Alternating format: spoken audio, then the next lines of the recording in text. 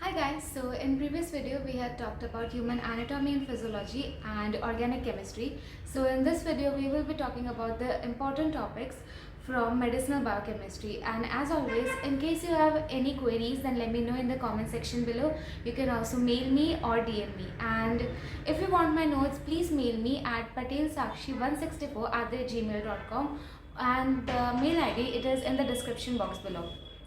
So starting with medicinal biochemistry, first we have introduction, in which the important topic is are all the energy rich compounds, that is ATP, cyclic AMP, etc., and what are the biological significance.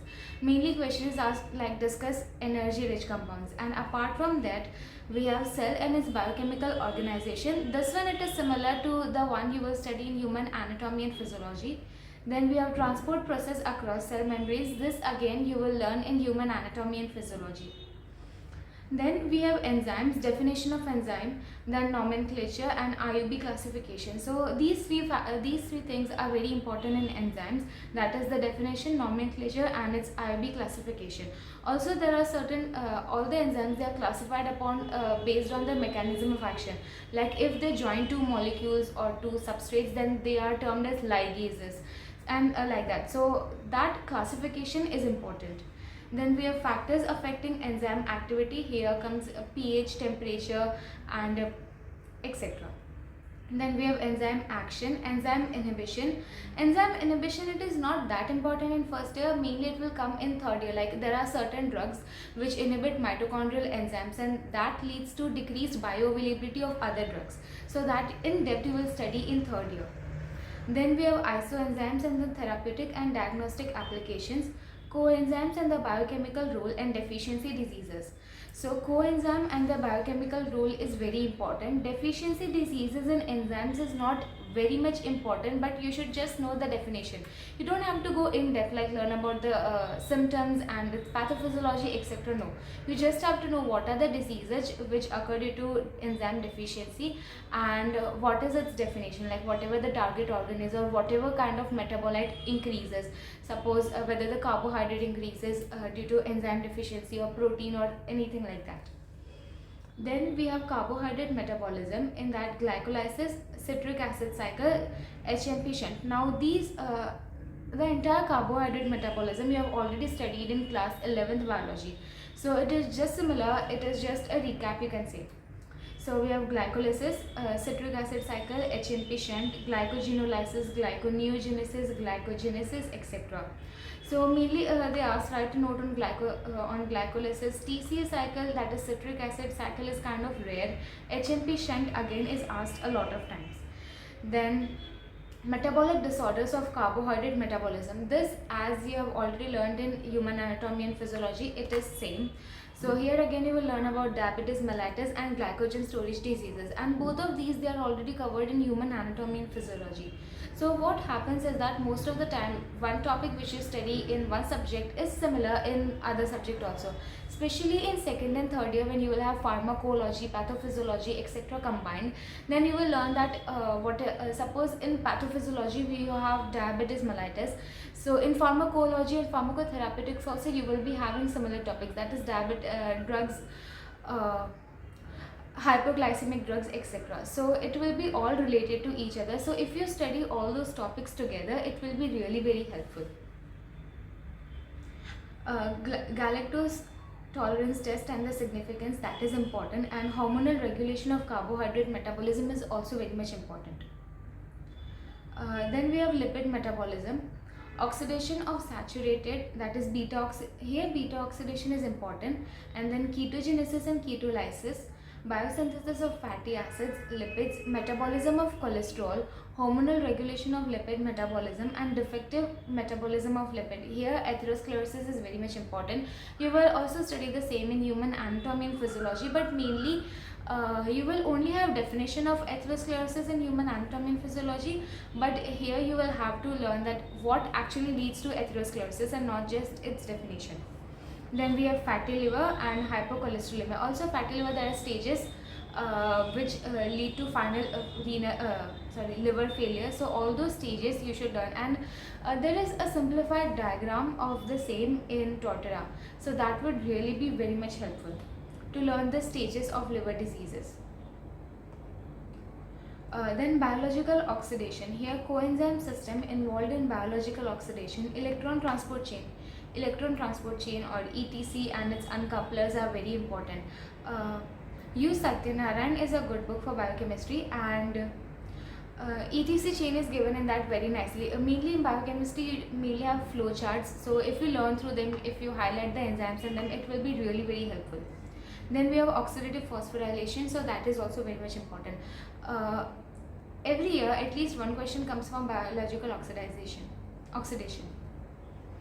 Then we have protein and amino acid metabolism. Here, protein turnover, nitrogen balance. So nitrogen balance is very much important. Catabolism of amino acid, that is transamination, deamination and decarboxylation. Urea cycle and its metabolic disorders. So that one is important. Production of bile pigments, hyperbilirubinemia, porphyria, jaundice. Here porphyria is important. When I was in first year, there was a question asked on porphyria, and also jaundice is important. There are certain types of jaundice, so those types of jaundice are also important. Then metabolic disorders of amino acids.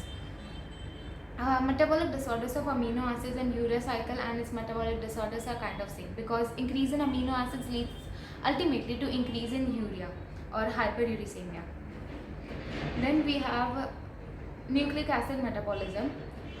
Okay, metabolism of purine and pyrimidine nucleotides. This is a confusing topic because metabolism of purine and pyrimidine, they are confusing, they are a bit same, but it is important.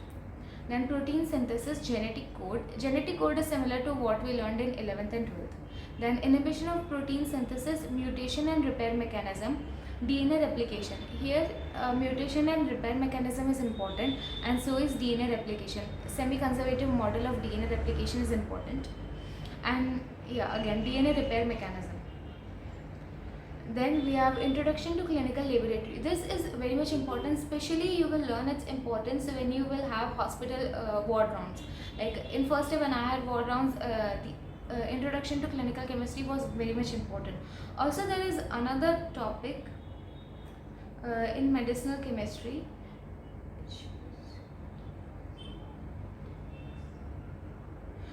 Yeah, this only introduction to clinical laboratory.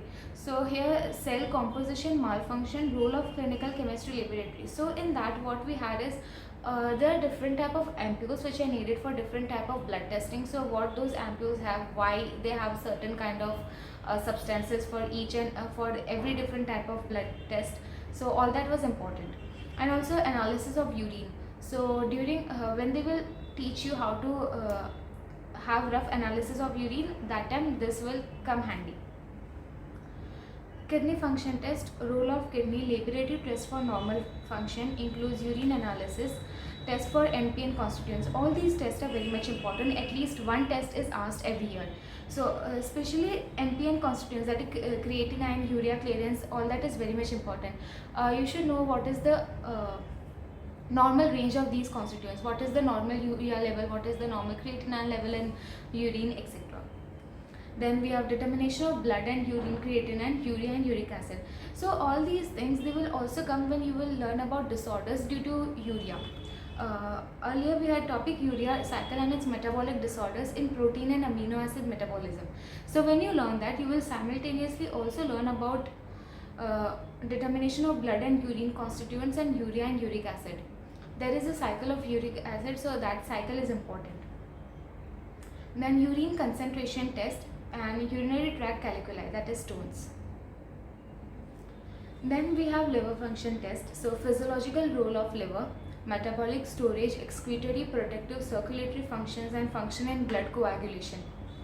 Now test for hepatic dysfunction, bile pigment metabolism, test for hepatic function test, that is serum bilirubin, urine bilirubin and urine bilirubinogen.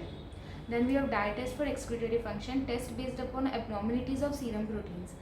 So the thing is, whenever there is any disease related to kidney and renal disease, relating to liver or kidney, then those disorders can be they can be found out based upon your urine constituents, because liver is a major organ for metabolism of most of the drugs or most of the food that we have. It metabolizes most of the thing, and kidney also. Kidney is mainly responsible for absorption of most of the vitamins, etc. So if there is increased amount of certain, suppose there is increased potassium, or if there is blood in urine, then it can signify some things. Sometimes some cancers, they have blood in urine. So whenever we have any test for liver and function, the test would mainly be based upon the composition of urine. Mainly it is urea and creatinine which are taken into testing, and then there are certain other things also. Sometimes there is glucose found, then it is glucosuria, then it is hematuria if hemoglobin or blood is found. Then we have lipid profile test, lipoproteins, composition, function, determination of serum lipids. Here total cholesterol, HDL cholesterol, LDL cholesterol and triglyceride, the normal level, how they are synthesized, etc. It is important. This similar thing you will learn also in human anatomy and physiology when you will have disorders of lipids. Then we have immunochemical techniques for determination of hormone levels and protein levels in the serum for endocrine diseases and infectious diseases. This one, it is important to learn, but when I was studying, when I was in first year, this topic was removed, totally removed from GTU. Now I don't know of whatever the system is right now, but when I was studying, this topic was removed. Then RIA is important, that is radio immunoassay, and enzyme linked immunosorbent assay. ELISA is also important. You had learnt ELISA in 11th, 10th, 12th, so it is same, and also you will learn it again in second year when you will have microbiology.